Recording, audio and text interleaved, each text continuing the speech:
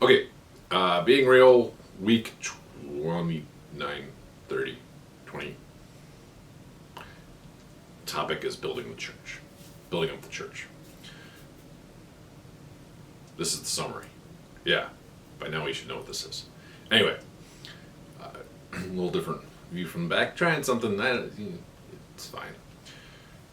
So, building up the church. Started with some discussion questions. This one was a bit different. A lot of facts thrown out at this one, and you'll understand why as we get into this. But it started out with the question: what is the church? Like, if you're going to build up the church, you have to define what the church is. Asked that. We had not a building, people committed for a common cause, worshiping and praising God collectively. Christ is the cornerstone. So those are some of the things that were thrown out when we talked about that. And then the next question was, where do we get our guidance for building it? So if you're going to build up the church, you have to know what the church is, and you have to know how to build it. So where do you get that from? So the Bible, and we talked more. We got more specific a little bit later, but the Bible, prayer, fellowship of like-minded Christians. So having that fellowship with other like-minded people that help you build it. And again, this was just open discussion to begin with. The other one of the things that we did is that name some early churches, and that was the question. And it's like, okay, well, let's get into some history first. Let's walk through the history, and then we'll circle back on that. And you get a very condensed version of this. We did not have a very condensed version there because we just kind of walked through the first century church all the way through to the church that we were sitting in at the meeting, not in detail, but just full gambit of that history. Very high level.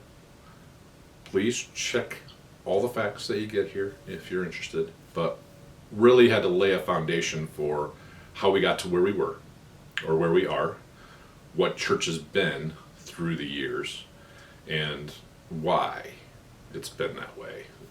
Without getting too much into the nitty gritty, but very, I believe, very informative. It was a very informative thing. So I'm not a history guy, just saying that right now. I study history enough that I don't repeat it. And that's about it. I've never been a huge fan of history. It was my least favorite. It was my least favorite topic in school, just so you know.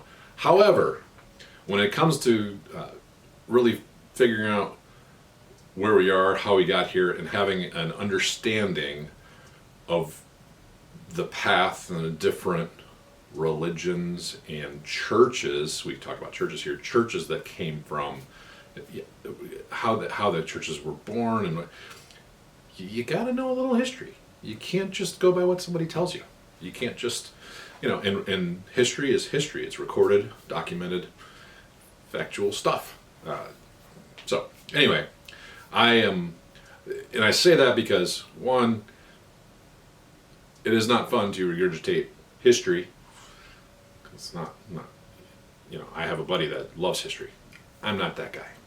So know that when giving this brief history, it was painfully attained. I'm kidding, not painfully attained, but even though I don't like it, it's not something that, gets the juices flowing, it is important to know that. Because if you don't understand where you came from or why things are the way they are, you don't have an understanding or appreciation for how they got here, and also the different periods in time and why things were certain ways. I mean, you really have to know some of the history to have an appreciation for that and help guide you moving forward. Old Testament, New Testament, anyway. All right. So, religion, we're going to go through this real quick. I will do it much as succinct as possible. Basically, you have Judaism, the Jewish religion, culture, all through up to Christ. And then you have, so that was the church, the temple. We talked about how in the early days, the religion was basically where you were from. Whatever that religion was, whatever that model was, the culture, all that's just what you were. There was no ability to choose. That's just how it worked for centuries. Okay, so it's important to know that too. So that's how that worked, and even going all the way up to what we call the New Testament church, first century church, New Testament, first century. We started looking at that and where that started. And again, this is just a brief overview, and then we circle back and dug a little bit more into some things. We'll get to that. So AD 30, from AD 30 to 90, the biblical record for the formations of the first Christian churches. And they were initially an offshoot of the Jewish church, Judaism. That was really the first part of it, and there were Jews that were Christians. There were also Jews that were not Christians. So that's kind of the first where it starts splitting, and then I say splitting, but that's one of the first things that happens, because the Christian movement, which was called the Way back then, that was what it was called, was contrary to a lot of the Jewish laws. So there's conflict there. But I did want to make sure people knew that there were Jews that converted, or that were in the way. That some of the earliest ones, obviously, the apostles, disciples, things like that. And again, they were Jewish because of where they were, what the religion was and how it all worked, and it was part of culture and part of the government, and that's maintained throughout the centuries. The formation of the first Catholic Church happened in the 300 AD, and Catholic meaning universal. Catholic is universal. So it was pretty much to be an extension of the Way. And that came about because Constantine was a Christian when he took over Rome. Now, Rome was persecuting all the Christians prior to this, and high level stuff. But he was a Christian, so he brought that with him, and that's again. So it was government, and then just part of that was the religion that became the religion of Rome. And then there was Eastern Orthodox and Western, the Western religions, Catholic, and they split around 360. So 312 in Rome, Constantine was Christian. Started. That was the first time that religion, was seen as okay, I guess, for lack of a better way to put it, and the persecution stopped. Again, not going to give you a whole history lesson, but enough that there's an understanding of what we talked about. And then another split between, you have either Eastern Orthodox, Western Catholics. That's around 360. And that was with the division of the Roman Empire. And then there's the First Ecumenical Council, which was the Council of Nicaea. That was, oh gosh, I'm trying to do this really quick. In that 300 to 480, I'm just going to be real general. And then when the Bishop of Rome gained secular authority, so secular meaning governmental, right? And that's an important thing to remember about the early church, that it was a government. It was both. And that's just how it worked. And that will help you have an appreciation or understanding why certain things were the way they were, and how we were able to have things now that we didn't have then, stuff like that. So important to know that, because I think sometimes we look at different religions with the context of today, and that's not fair to them, because there's a reason that they were the way they were then and how they got established. Again, knowing a little bit of history helps some enlightenment. So when Bishop of Rome became secular in around 400 AD, the gap between the Orthodox and the Catholics widened more. And again, because you're pulled into making governmental decisions, and it's not just about the central focus of Christ or any of that stuff. It's you have a lot of responsibility, so that's where that division happened. The Catholic side of it was more governmental. I'll just say that. You could take away what you want from that. And the Crusades, the initial Crusades occurred because the Western Church, which was the Catholics, went to help the Orthodox against the Muslims. I believe. Again, we record that, but Western Catholic went to assist the Orthodox, and then they ended up battling a bit. And in the Catholic religion, there are sacraments. There are 7 of them: baptism, the Lord's Supper, confirmation, penance, anointing of the sick, holy orders, and matrimony. So 7 of those. And that we talked about was that when the church was when the Catholic Church was being formed and built out, they didn't have access to all the letters, and we'll get into that a little bit later. But they didn't have access to all the information. It wasn't until later that that access was available, and you'll see why that's important. Okay, so that's the Catholic Orthodox part of it. Those are the 2 religions from like the 300 AD. I shouldn't say that. Catholic, it depends. There's some gray area. Officially, as an established religion in the Roman Empire, 312. And then Orthodox. So all the way up, and we'll just fast forward up to the Protestant Reformation. But before we do that, there's a very important thing that happened that was a big part of causing that. Just prior, in the early church, the manuscripts and things were hard to come by. And that's because everything had to be hand copied from one thing to another. The resources weren't there for mass production, or it wasn't even a concept then. So if you went to the temple to have them read from a scroll, that was the only scroll in that area. And so anyway, not a lot of copies. That's why it was read the way it was and done the way that it was at the time, and it was kept safe in the temple. And that same concept, happened throughout the time, keeping everything safe, and the Catholic Church was very big in maintaining the manuscripts that they had and things of that sort, and protecting them. So it gives you a little bit of foreshadowing on what's to come. Now, the other thing that's important, and we talked about this, the Old Testament's Hebrew, the New Testament's Greek, and it wasn't written in a language that was hard for people to understand at the time. That was the common language. And that's important as you get into translations and things like that. So what happened around 1440 AD, and we're fast forwarding way ahead, 1440 AD was the printing press.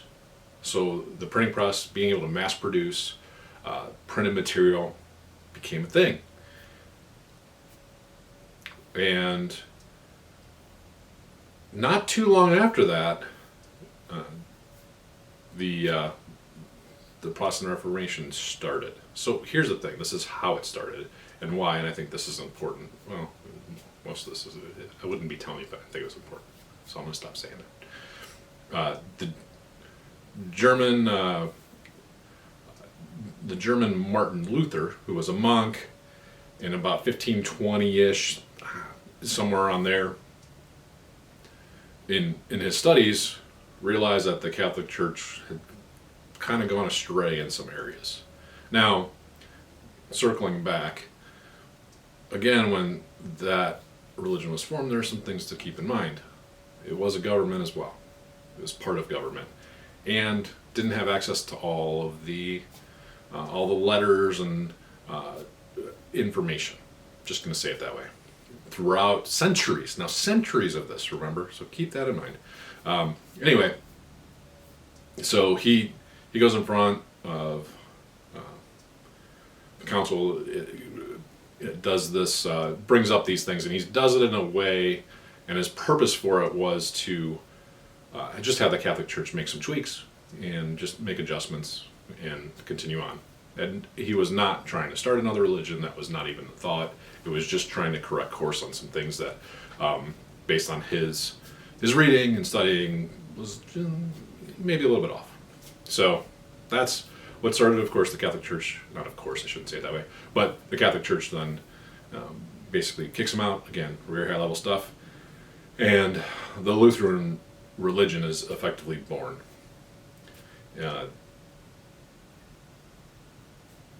So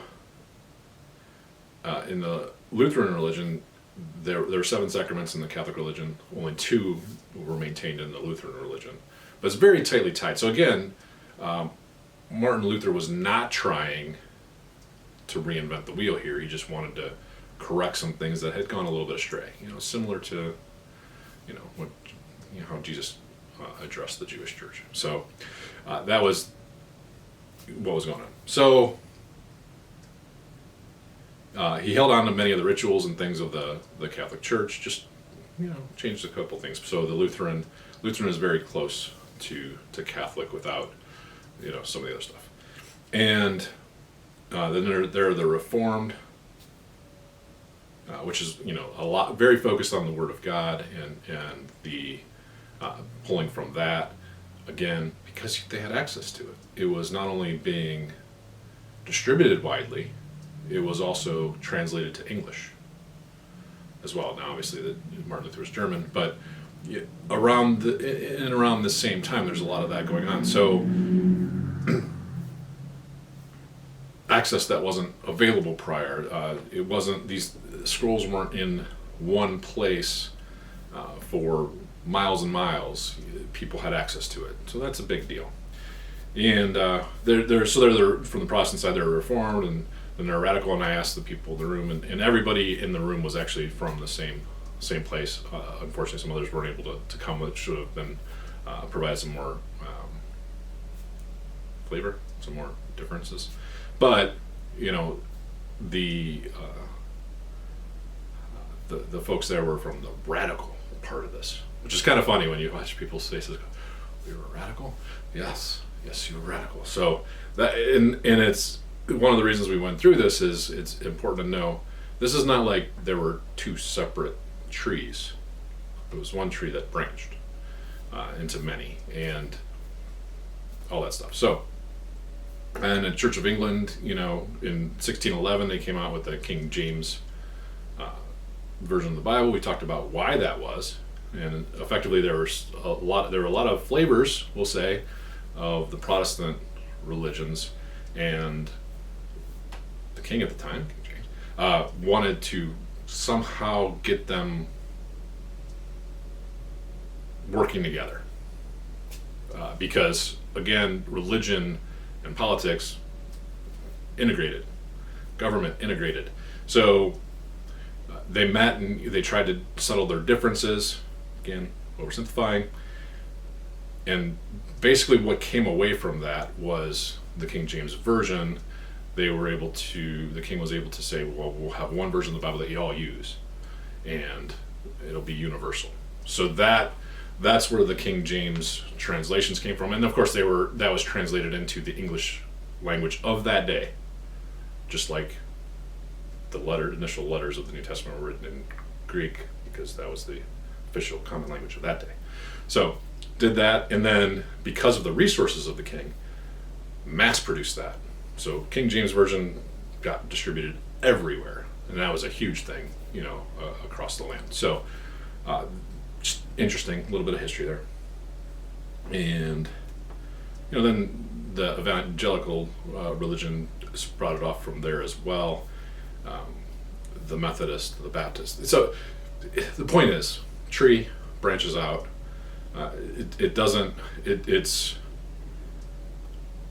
It's important, I think, to know that history, because it helps us to find some common ground, hopefully, and not be all, for lack of a better way to put it, high and mighty about things, because why? So anyway, we went through that, and it was a history lesson, and again, not the most fun thing, but it was interesting to see what resonated with certain folks about that. So we went through all that just to have an understanding of where we came from, how we got there, what different things happened. We went into some other stuff, of course, because people would ask, there'd be a question about a certain thing, and we'd go off into that a little bit. We talk about the canon of the Bible, but the overarching point is same tree, different branches, and knowing all that allows you to ask hopefully more informed questions. come up with better answers, and try to figure out what the trunk of that tree actually is, because that should be where we focus probably. Anyway, so we then circle back to the first century church, which is the New Testament church, which was the way, and read a little bit about that. Looked at when that started. Okay, so you had the Jewish religion, then you had the split off with the Christians. So went all the way back to there scripturally. Asked the question, name some of the early churches.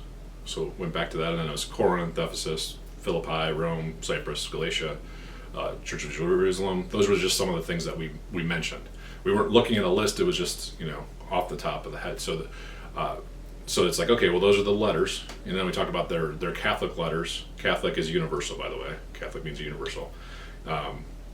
Lowercase c, and then there's uppercase C, obviously. But universal letters, and listed those, and those were, I don't have them right now. And James, they weren't specific to a church. They were more universal directives, things like that. So we said, okay, well, where did the church start? And we went back to Matthew. Went to Matthew 16, 13 through 20, which is really the beginnings of establishment of the Christian church. Say it that way. It's also a little bit of a bone of contention between, Catholics and Protestants and stuff. Now, again, I think you're starting to realize why we went through the history first. So we looked at that passage, 16, 13 through 20, and talked about what that meant. And then we talked about the two different ways it's looked at. Some speak to what the rock of the church is. Some will say that Peter was the rock of the church. Some will say that the confession was the rock. So we went through and talked about that from different angles. Read Matthew 16, 13 through 20. We understand why this is what we focused on, because it's really the beginning and the foundation for everything to come from the Christian faith. And again, there's some different interpretation of what was meant. So we dug into that from different angles, and the rock we came up with from after reading some stuff. It's the confession that Jesus is Christ. That's the rock. Peter's name is also Rock, and that's where some of the you can get some differences of opinions, but yeah. So anyway, that's a big deal. So that's the very beginning of the foundation of the Christian church, and then we started going through Acts. So we're trying to step through as much as possible. We're trying to step through that. Went to Acts and looked at at the Fellowship of Believers. We went and looked at Acts 15, 1 through 12, and I'll put what we got through because after the history of it, we didn't have a ton of time to get into this. We're going to continue it next week, but we'll put those up here.